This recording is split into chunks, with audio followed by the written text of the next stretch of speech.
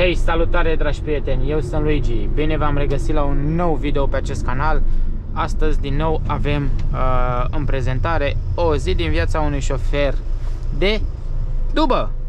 După cum bine vedeți, este puțin cam de vreme, adică mai exact avem ora 6 și suntem deja la primul client, adică astăzi am început activitatea. Adică am plecat de la depozit destul de devreme, datorită faptului că am încărcat foarte repede și am avut o încărcare corespunzătoare și o activitate de dimineață destul de ok. Asta mi-a facilitat norocul de a ajunge de vreme la primul client.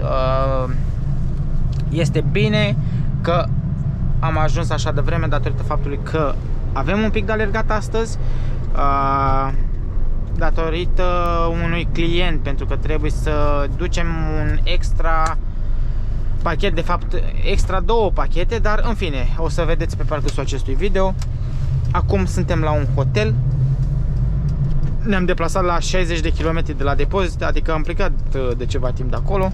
Este vorba despre acest hotel. O să vă prezint în curând și o parte din marfă pe care trebuie să o livrăm astăzi. Este un pic de livrat, dar nu este tragic, da? Am vreo 6 clienți sau 8 clienți. Haideți că vedem imediat ce clienți avem.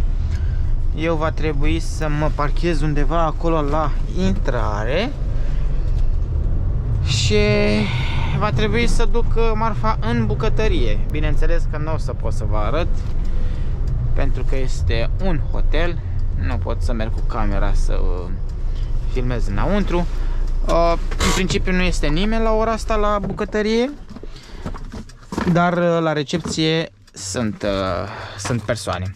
În fine, avem de livrat 23 de articole la acest client,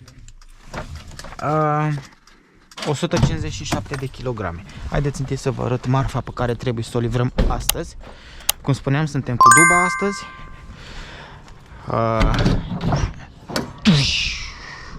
Da, așa se prezintă marfa de astăzi.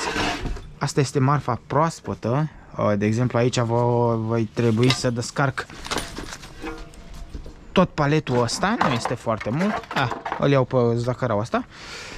Paletul ăsta aici, fără astea. Ăsta nu prea îmi place mie, că e la Osnabrück, în centru, la gară. Dacă mai țineți voi minte, trebuie să pun marfa pe cărucior. Azi dimineața am luat-o de pe cărucior și am pus-o pe palet, pentru că aici nu am cu ce descărca, da? Din păcate. Asta este. Sunt avantaje și dezavantaje când mergi cu duba, dar este în regulă. Acum nu rămâne decât să pregătim marfa asta și după aia să o ducem la client. Hai să vă arăt și marfa congelată. Marfa congelată e chiar nimic. Marfa de aici congelată, câteva cartoane și câteva alea, deci na. După părerea mea, astăzi e decât acest client. Să zicem că îmi va da bătăi de cap. Haideți că, dacă tot nu e nimeni pe aici, hai să vă prezint cum sortez eu un pic și cum îmi pun marfa un pic pe căruciorul ăsta care l-am, ca să-l pot transporta în siguranță, să sperăm. Fiole? S-ar putea să nu pot să le iau pe toate din prima, dar știți ce fac? Nu, facem altfel. Marfa asta oricum va trebui să o descarc acolo și să o bag în frigider. O pun la loc. Uite așa. Da? Uite, dacă nu m-am organizat de la bun început și nu m-am gândit bine, acum mai muncesc o dată. Da, duc întâi marfa congelată și pe urmă voi reveni cu un cărucior și voi pune marfa pe cărucior. Da? O să vă arăt, pentru că o să o bag direct în frigider, da, marfa. Nu o las în bucătărie. Așa. Bang. Și astea sunt de la alt client. Bun, exact așa facem. O să revină fratele vostru cu căruciorul și cu prezentarea cum punem marfa pentru client. De ce, frate, trebuie să îmi frești nervii de la ora 6 dimineața? Zi, frate. Bă, frate, eu nu înțeleg pe oamenii ăștia. Câte unii trăiesc, frate, pentru a-și căuta râcă, da? Pentru a căuta divergențe cu oamenii. Intru aici în hotelul ăsta. După recepție este o ușă care trebuie să intru în bucătărie. Și am încercat-o și era închisă. Așteaptă că e închisă, e prea devreme. Așa, și doar am încercat-o. Puteai să spui, așteaptă, stai un pic să deschid ușa, că e închisă. Da, dar e prea devreme, că ai venit prea devreme. Păi da, boss, și dacă vin mai târziu, cu ce te deranjează pe tine? Cu ce te ajută pe tine? Că tu oricum nu mă ajuți cu nimic. Absolut cu nimic, nimeni. Chiar dacă sunt muncitori în bucătărie, chiar dacă sunt ei la recepție, nu mă ajută cu absolut nimic. Adică eu pur și simplu îmi fac treaba singur. Singur, da? Eu încar marfa, eu îmi fac absolut toată treaba. Cu ce te deranjează pe tine că vin la 6 dimineața sau că vin la 12? Doamne, frate, Doamne, Doamne, oamenii ăștia mâncați așa. Și te mai mir de ce se întâmplă atâtea alea în lumea asta. În fine, hai să trecem la treaba noastră. Da, am vrut doar așa. Trebuie să sfută cineva nervii de la ora 6 dimineața. Și vineri. Da, băieți. Hai, trecem peste. Deci, cum bine vedeți, am luat un cărucior de la bucătărie și acum mă apuc să-mi pun marfa pe el ca să pot să o transport direct în frigider. Am băgat-o în frigider. Sănătate la mulți ani. Adică e foarte, foarte bună treaba. Tocmai de-aia m-am și sucit cu... Ziceți. Am dat marfa de după zacaraua aia și m-am dus din tic cu marfa congelată și am luat căruciorul acesta. Da, este mult mai bine. 1, 2, 3, 4, 7, 8, 9, 10, 11, 12, 13,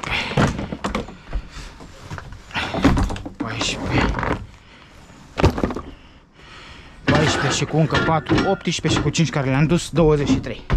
De obicei, este bine să le mai și înnumeri, să le mai verifici.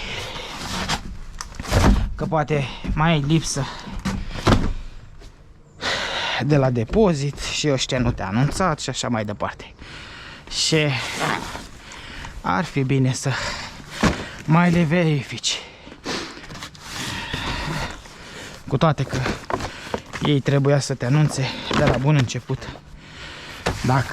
dacă ai ceva lipsă. Adică trebuia să găsești hârtie de aia, precum că ai marfă lipsă. Dar ai noștri colegi mai omit să facă treaba asta. Asta este. Sunt și ei oameni. Așa, mă, tot. Opa, așa. Da, băieți, cam așa se pregătește marfa. Cam așa o și livrez către client. Da, ceva de genul. Și deja am ajuns și la a doua descărcare. Descărcare. Descărcare. Hai că vedeți voi, băieți, ce descărcare o să descarc eu acum. Ai. Da. Livrare, boss. Am o chestie de asta așa cu o caserolă cu cu ceva pește. Dar o să vedeți imediat despre ce este vorba. Nu am apucat să vă zic câți clienți. O să ne uităm în curând împreună să vedem care este treaba. Uite, aici trebuie să livrăm noi, că de descărcat nu prea avem ce descărca. Bun, am ajuns la destinație. Va trebui să mergem la bucătărie să lăsăm acest pește mirabulos. Este vorba despre 2 kg. Deci mai avem, mă rog, deja 2 le-am livrat. Asta e ca și livrat. Mai avem 1, 2, 3, 4, 5, 6 și o încărcare. Haideți să vă arate fratele vostru ce avem noi de descărcat. Cica. Auzi la el, de descărcat. Ce să descarci, mă, nebunule? Ia uite și tu ce trebuie să descarc aici. Uite asta.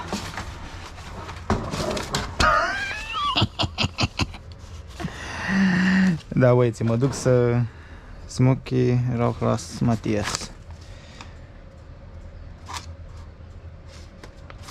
Da. Mă duc să descarc.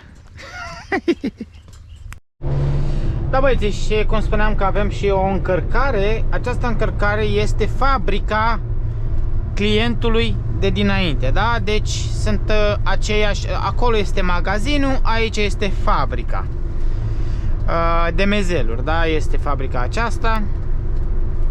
Se ocupă cu salamuri și așa mai departe, cărnați și toate nebuniile astea. O să mergem să încărcăm ceva cartoane acum, să sperăm că sunt și gata. Este ora 7. Normal ieri a fost liber aici în zonă și n-a avut deschis și de-aia venim astăzi. Astăzi să sperăm că, Doamne ajută, marfa noastră este gata și nu va trebui să stăm aici o veșnicie până o finalizează. Doamne ajută, cu noroc să fie bine. Da, este vorba despre Hellman. Așa se numește firma aceasta. Să nu ne vadă nimeni pe aici că filmăm, că s-ar putea să ne taie capesa. Zbang! Uite și o cameră de filmat. Bă, ce frumos e Volvo ăsta. Șmecherie. Da, va trebui să merg acolo și în față, la birou. Și acolo găsesc comanda și în principiu și marfa. Doamne ajută să fie bine! Da, băieți, se pare că am avut noroc, am ajuns acolo, hârtiile erau gata, marfa era pregătită, doar a fost nevoie să o încarc în dubă și să-i dăm cărbuni spre următorul client. Deja suntem la el, mai avem 100 de metri, facem aici dreapta. Aici avem de descărcat 6 articole, adică așa, de vară. Cum s-ar zice? A apărut, știu, de unde a apărut, măi, ăsta, mă, băiete, așa, perfect, ieși afară. Ieși afară. Da, iese el afară, eu intru și așa mai departe. Că noi trebuie să mergem acolo în spate să livrăm. Aici este tot așa o carmangerie, un flyșerei de ăsta și așa mai departe. Da, în principiu pot să filmez până acolo la ușă dacă nu mai este cineva de pe undeva. Uite așa. Țapac, a? Așa. Ia să vedem. Așa, 3 și 3. Bun. Mă risc? Hai să nu mă risc. Merg așa cu ea,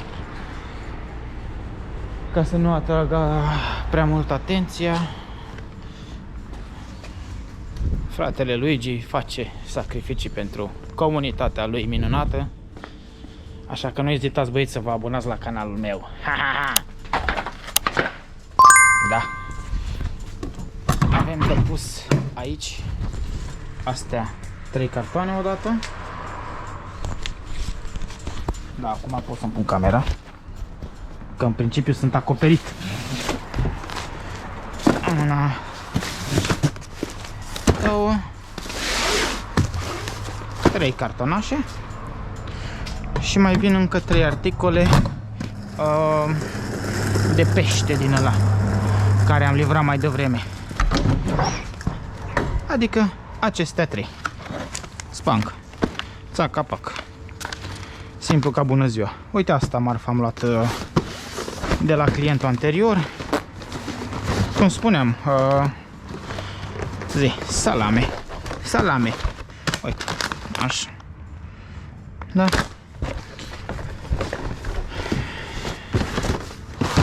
Cam asta a fost încărcarea. 22 de cartoane. Acum mergem să ducem astea la frigider, astea la congelator și pe urmă îi dăm bătaie mai departe.